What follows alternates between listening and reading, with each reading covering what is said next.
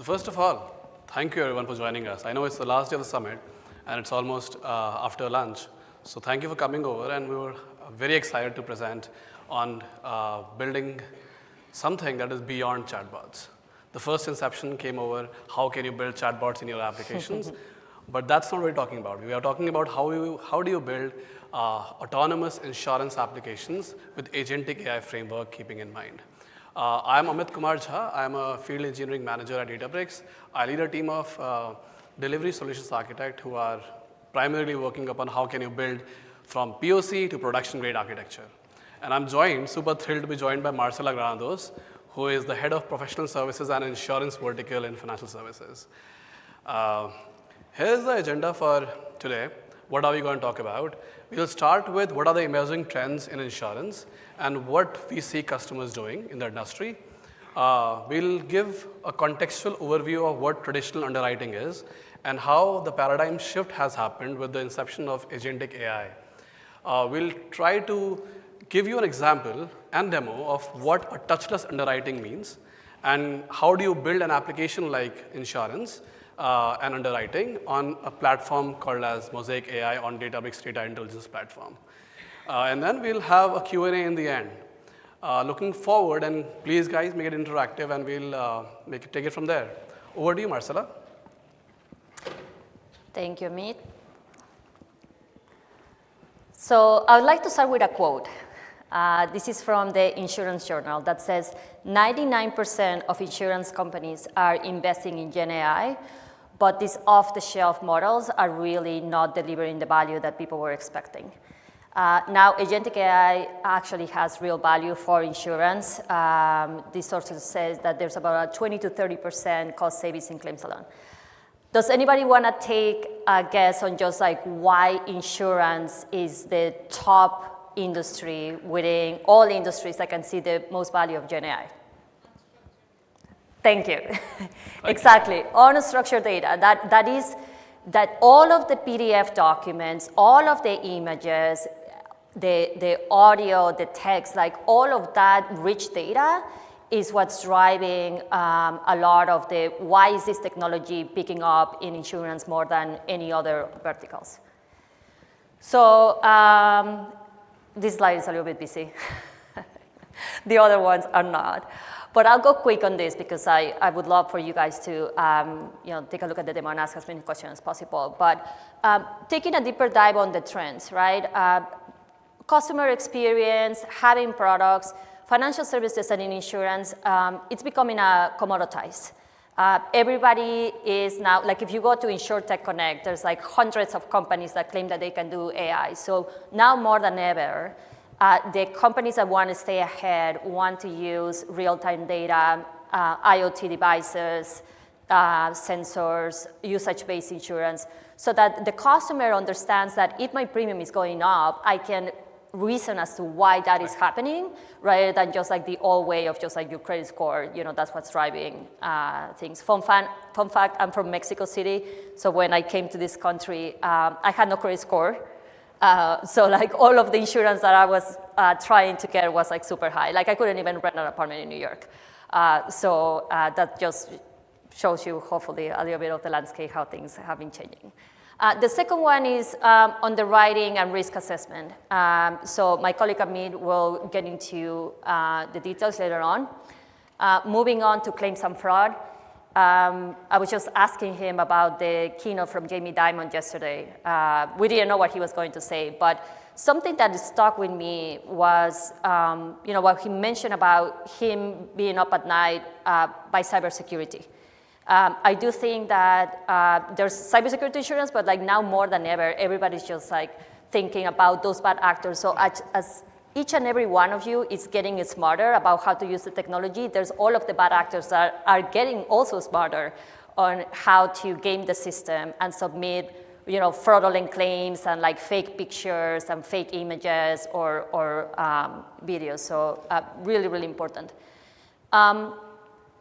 On the actuarial modeling, hopefully with the announcements over the past couple of days, you can see how with Databricks, we'll never be low code, no code, but we are putting this technology in the hands of the business persona. So like the actuaries, and then your finance people, underwriting and claims, and taking back some of the other quote that we heard is like, the tech people need to be business literate, and then the business people have to be at some level, like tech literate as well. So it is that whole training and enablement that would have to happen so that you can get, the business and the tech talking to each other.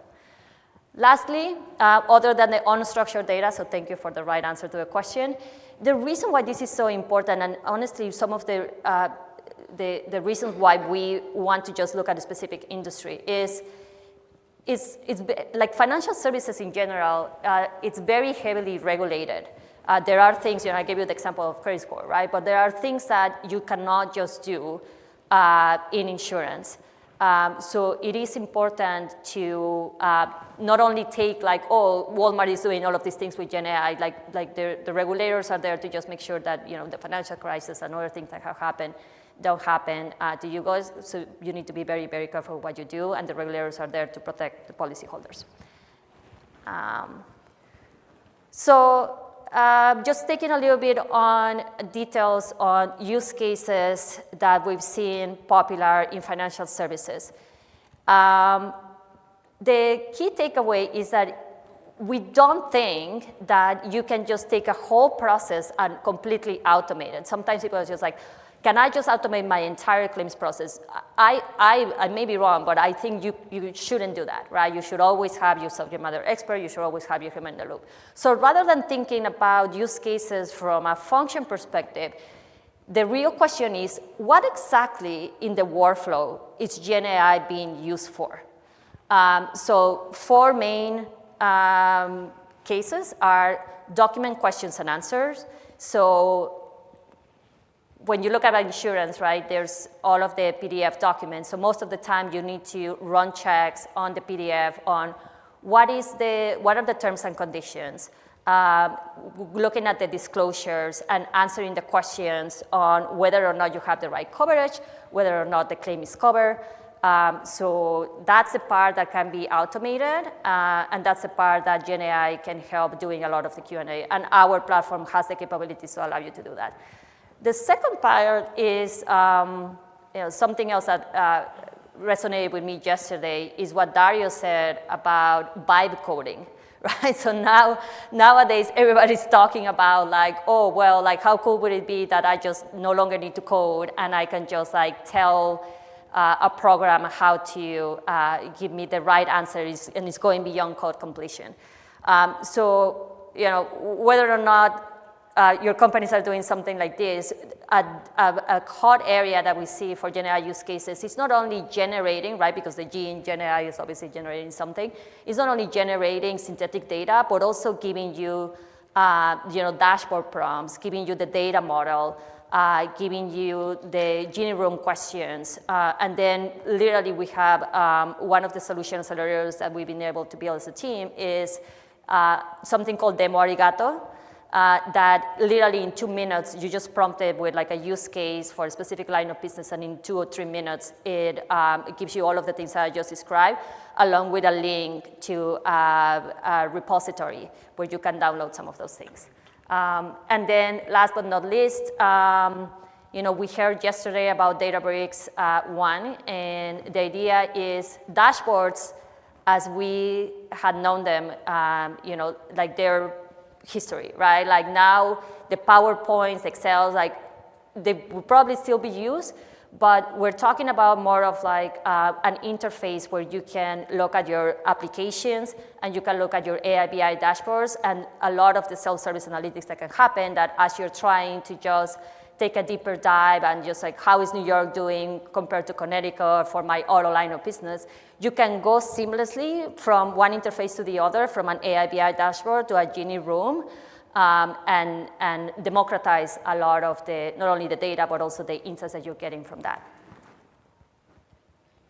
So I was on a prior session where the speaker said, I would try not to mention the word Agentic AI because it's definitely overused. I still think it's important, and I'm not here to teach you what Agentic AI is, but we like this example because we have to think about what is the traditional way of how a human approaches a certain question. So something very simple, like, can you help me file a claim? The human would have to follow certain steps on reasoning about what to do, notifying the insurance, finding information, doing like a VLOOKUP table, pulling the policy terms and conditions, summarizing, looking at the source, reasoning about what you need to do next, a lot of the triaging of the, all of these requests, whether or not you automate and you have your IVR or you refer it to a specialist, and then you need to take action. So then the human or the customer representative will say like, yeah, this is done, here is your policyholder file. The agent does the same thing, but eventually it does it in a way that it's automating a lot of these tasks. This is simplified, but a lot of the concepts we heard also from yesterday on the multi-agent framework, somebody needs to be making sure that the orchestration of all of these different tasks is flowing correctly. So why is it that this year in particular, well, last year we call it Compound AI System, and there's the Berkeley AI research that we published, well, I didn't publish it, it was Matei, with a lot of other smart people. But the reason why you're overhearing the word agents is the difference between data intelligence and general intelligence, right? So when you are looking at a specific domain models rather than the other monolithic framework, you're reasoning over your data, you're evaluating your use cases, and you're governing your process. So then with enterprise AI agents, you are able to look at what your customer wants to do. You're able to innovate faster. And the cost-quality trade-off can be definitely optimized. So this wouldn't be interesting if I only talk about the good things, right? So of course, a year after we've seen a lot of these insurance companies and financial services putting use cases into production, especially in regulated industries, we see three main barriers for AI enablement. One of them is the choice. Again, Ali covered it yesterday, right? Every single day that you look at either LinkedIn or Reddit or Stack Overflow or whatever you want to look at, there's a new model, there's a new article, there's a new company that can do AI. And that is just talking about models, right? As I showed you before, that's just one step of the equation. When you're trying to do things like retrieval augmented generation, there's the embeddings, there's a chunking strategy. How do you parse your data, vector databases? How do you put these things into production? So it's a very complicated process, and there's so many choices, and it becomes very overwhelming for practitioners and people that are responsible for putting these things into production.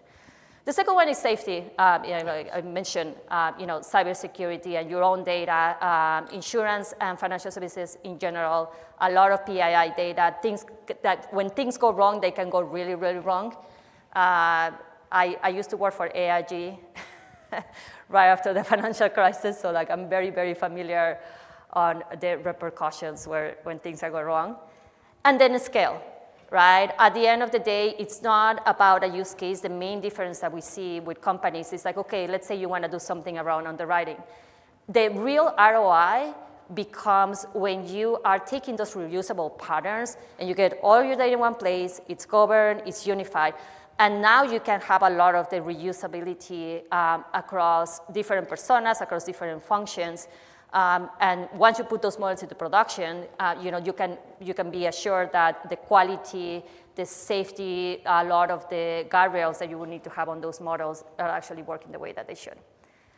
So just quickly, on the case of the AI agents, I want to give you an example of what the claims process would look like. So somebody calls and say like, hey, I would like to report a claim. So the AI agent is translating the task into action. So the first thing that the claim agent would say is like, can you please give me your policy number? So you have a function with API that gives you the customer details. The AI agent then translates those actions into a process. So perhaps you need to go into a CRM system and look at information from Salesforce.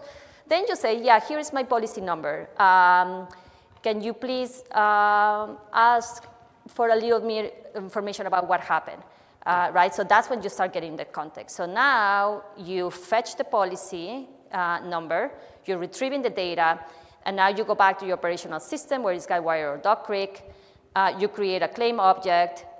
You ask for details about how did the accident happen, what was the damage, as well as getting the images to corroborate that what the person is saying is actually in line with witness report. You update the context, you have the images, your unstructured data, and once the pictures and the context is updated, then you go into submitting the case, and you can incorporate external data sources like AccuWeather, maybe road conditions, and all of this is actually powered by a data platform like Databricks. So with that, I'll hand it over to Amit to cover the underwriting specific functions. Yeah, let's move it to, let's put it into production now, right? That's where we are going into right now in the traditional underwriting process. So show of hands, how many of you had a customer ask you this question in the underwriting process or an insurance process: when will I hear back? Few of them. How about the answer to that question you wish would be in next 5 minutes and not next few days? Yeah, that resonated well. So the gap right now that exists in the market is the difference between what the customer expects versus what they are getting right now. And that is a real problem that we are trying to solve here. Let's talk about the honest truth about what traditional underwriting is. It's beautiful, and she's an actuarial, so she knows it very well. It's very methodical.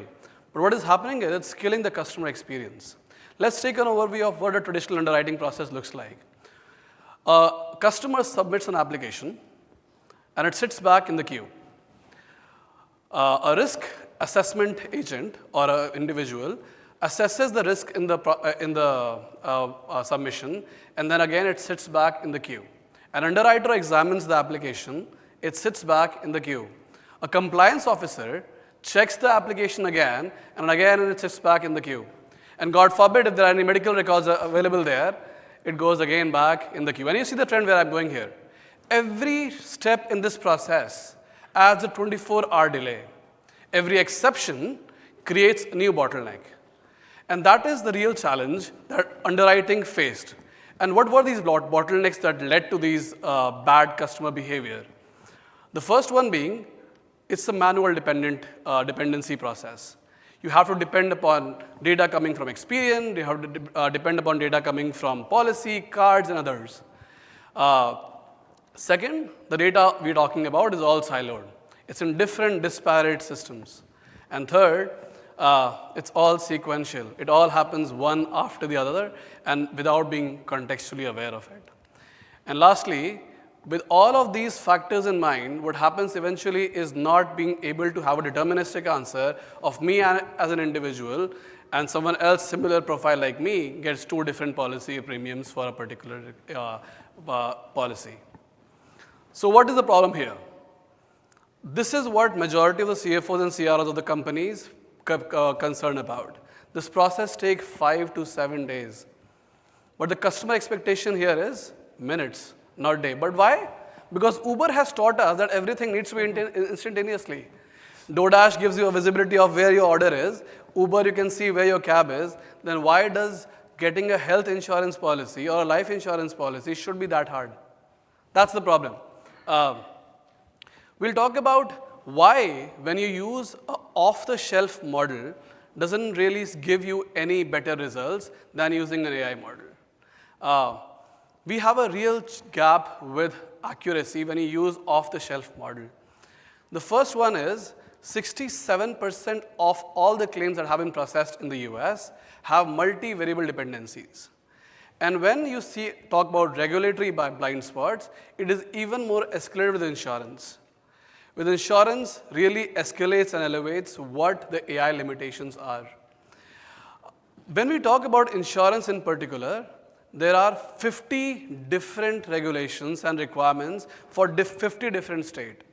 A Connecticut underwriting process is very different than what is happening in California.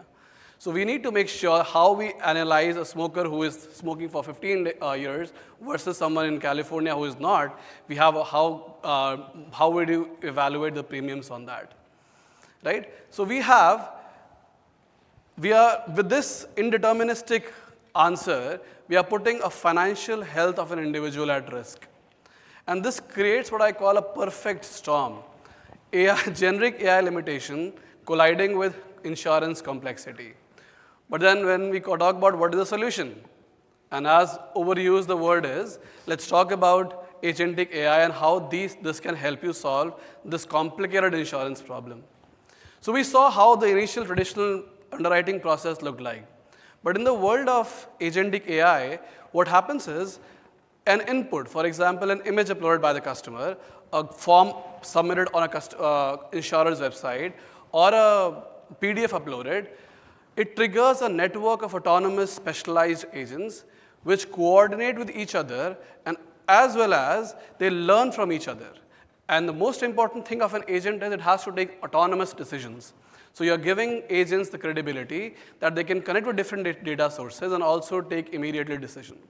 And how does agentic AI gives you those capabilities? Because we have multi-agent collaboration.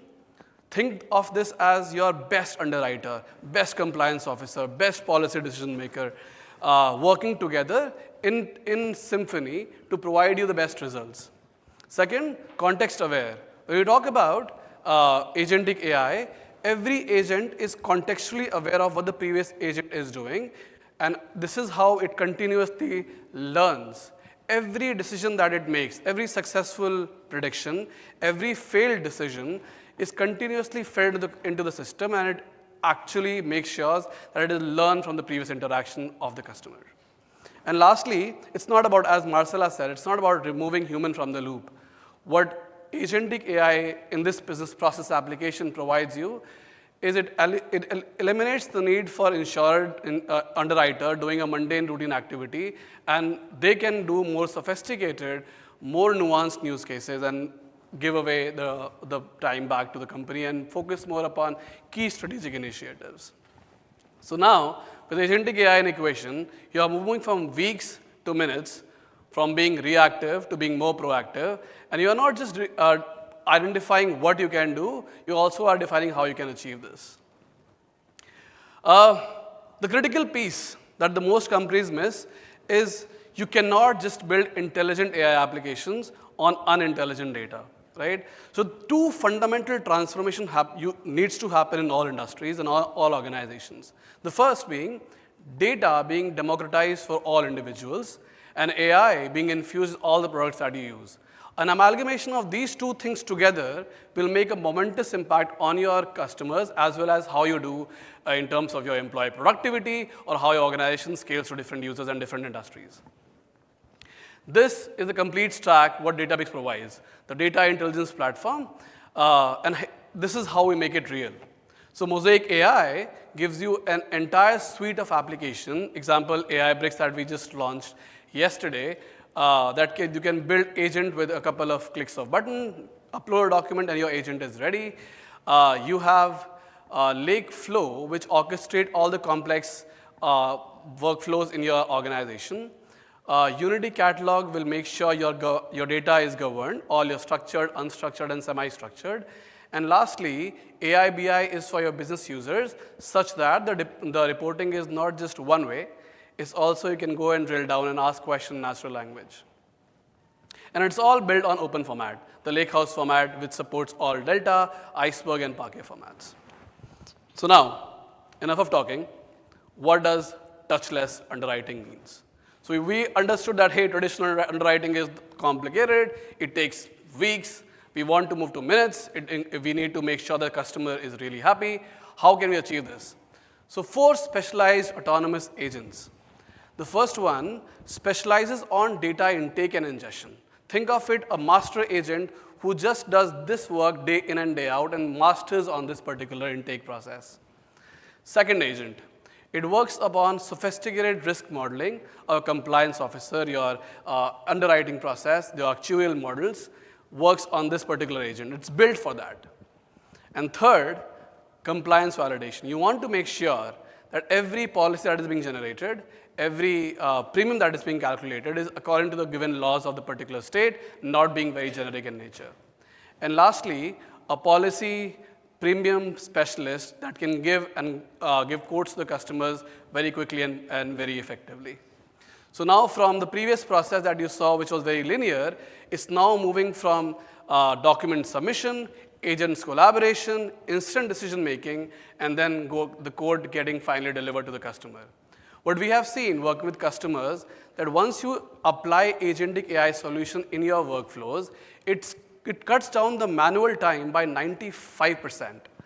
The cost saving is just mind-blowing because you are freeing up the underwriter's time, policymakers' time, compliance validation checks, and what humans can generally miss is often being highlighted in this agentic AI process. And lastly, for all the insurance companies and all other companies in the world, the most important thing that they need to make sure that everyone is happy is about their net promoter score. So what we have seen with our customers who use agentic AI in their workflows see an increase of 40% or more in their NPS. Before we go into how do you build models and agentic applications on Databricks, let me show you what I'm talking to you about. So we'll go to go/underwriting demo, and may the demo gods be with me, right? I'm doing live. So imagine you are an underwriting, you are an insurer, and you want to automate your underwriting process. What you generally want to do is you want to see what your leads are and what customers you're talking to, what companies wants to get insured. In this particular case, we have green earth landscaping, right? The minute I select this green earth landscape, I can start a workflow. What you can see instantly is that it identifies the company name, what industry it is in, what the coverage is needed by the company. We can see liability insurance and workers' compensation is being required here. You can see the risk profile that an agent has already calculated. So what is the financial income, and given you a risk score and a premium that you might want to charge your customer. So you say, okay, I want to know more. How did you come up with a premium of $2,100? Just keep that in mind. So what I can say is, generate AI suggestion for baseline. So if you see, this comes up and gives underwriter the detailed explanation of why and how this premium came into existence. What were the risk score? So imagine I am a very naive underwriter, and I say, okay, let's generate a PDF for this. And with the click of a button, you can see a document, a policy code is already being created for me to send to the customer. But if I'm a more sophisticated underwriter, I'll go and see it doesn't look quite good. Reason being, it might look a very risky business. It might be an area which is very tornado proven, and we have more windstorms and hails. What we can do here is, I want to change the risk score now. I want to add environmental risk into the equation. I want to change the safety rating. For example, I can change as an underwriter, say I want the risk score to be increased to 3, and I submit it. And you can see the premium increased from 2,100 to 2,600. Right? This is how you're automating different agents working parallelly in tandem and giving you a response like this, which can quickly be, it's all uploaded into Unity catalog volumes, and you can use that to send it to the customer. Coming back to the technical details into it, how do you do such an application like that? For example, this is how we classify something as entity extraction. So for example, if you see here, I uploaded a document, and the extracted values are already here from. So this is basic OCR. You want to make sure the data that you are ingesting from the email, from the documents, from the images, is all being captured into the pipeline, and that gives you a financial metric. What you can also do is ask your customers to submit a form. And as soon as they submit a form, these things are automatically getting analyzed, moved to the agents, the pricing being calculated, risk being evaluated, compliance being verified, and finally a code getting delivered. in this particular example, if you see here, customers submitted a code. You can see the extraction of the fields here and extracted values here. So that was a demo of what a future of underwriting could look like with the advent of agentic AI in the equation. That's transformative. That will save weeks and months of work that an underwriter is doing in this equation. Now, let's come back to the platform and talk about, this should come up now, all okay. So this is how we build an application like this. What you just saw, the demo, was built on Databricks apps, which we also saw yesterday in Ali's keynote. But these are the 5 components that are pillars for any agentic AI solution. The first one being your data preparation. So think about all your images, all your stats or telemetry data, all your satellite data, geospatial data. You want to make sure that as you are building an agentic AI application, these are captured very appropriately and a validation check happens right there and then. Second is you saw intelligent agents working behind the scene. One, a document agent that reads document very well. A risk assessment agent that cross-references 50 plus data sources and gives you the financial metrics. A pricing agent, which was specialized on creating quotes for your customer. And finally, a compliance agent who validates that the compliance and the regulatory requirements are all being met. What we also want to do is, as we are deploying these and building these agent bricks and AI solutions, we want to make sure that everything that we are doing is being trained back into the model so that we can learn from successful decision, failed predictions, and continuously reiterate the process so that we can make our systems become more smarter. So for that, you have agent serving, MLOps, and lineage tracking so that your auditors are happy with everything that you're building on the platform.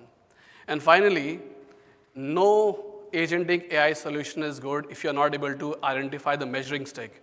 And that is where evaluation of your agents comes into existence. So you have LLM judges. So you want to make sure the peer labeling is done on your application such that it can capture, was a response accurate, was it not?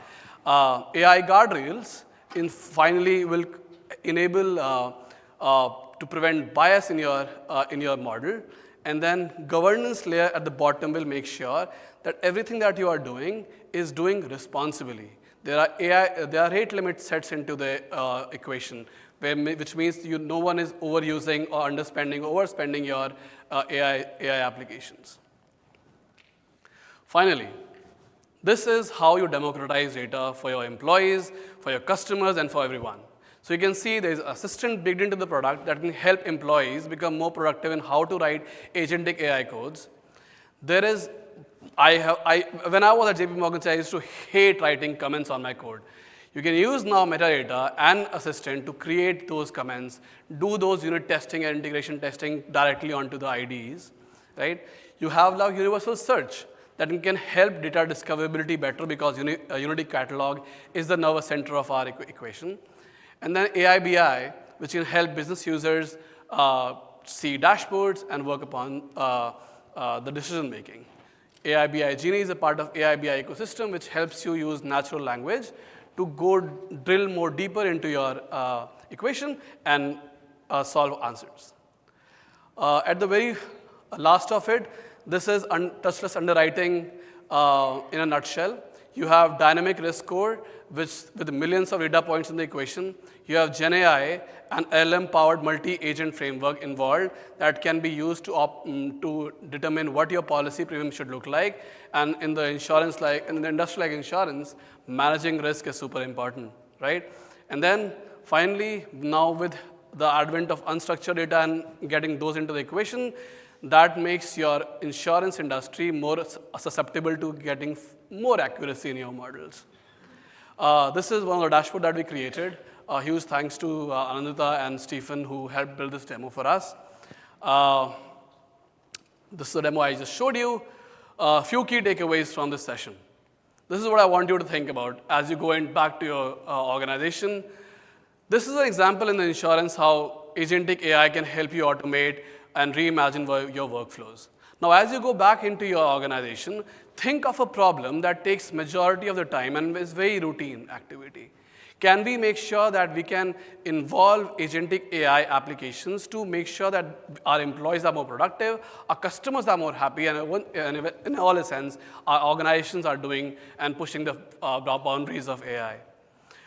There is a QR code for all what we talked about on the Touchless underwriting demo. There are industry-specific demos on smart claims, actuarial validation, and the foundation of claims transformation. You can learn more about this.